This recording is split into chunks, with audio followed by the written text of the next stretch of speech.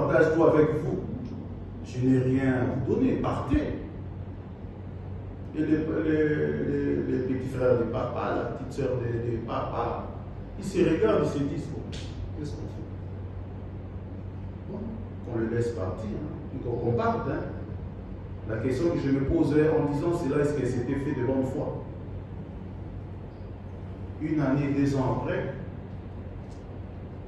l'enfant se retrouve dans la rue. Inimaginable, il a tout vendu, méconnaissable. Et des questions me venaient dans la tête. Qu'est-ce qui fait que cet enfant puisse se comporter de la sorte? Pendant tout le vivant des parents, ils ne connaissaient pas les petits frères de papa, les petits frères de maman. Je ne vais pas encore aller plus loin. Qu'est-ce qui fait que les parents meurent et les enfants échouent dans la vie? Mais qu'est-ce qui fait encore que les parents meurent, mais les enfants réussissent? C'est de là que m'est venue l'idée d'écrire ces livres, la trilogie de l'héritage. Donc il y a 3 choses qui sont tellement liées qu'on ne peut pas séparer. Ce n'est pas pour déranger les pasteurs, maman pasteur. Il suffit de voir certains pasteurs, à le voir, vous sentez qu'il est mal éduqué. Mais il est plein de rempli du Saint-Esprit, c'est qu'il y a un souci.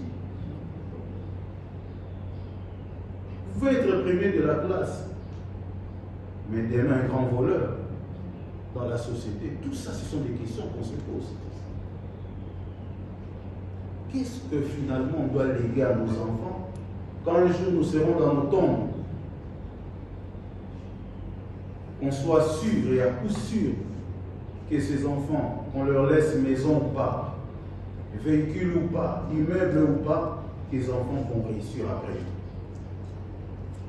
C'est de là que j'ai dit, il faudrait leur laisser Dieu. D'abord Dieu. Leur montrer Dieu. Et en leur montrant Dieu, il y a la suite. Il y a aussi l'éducation.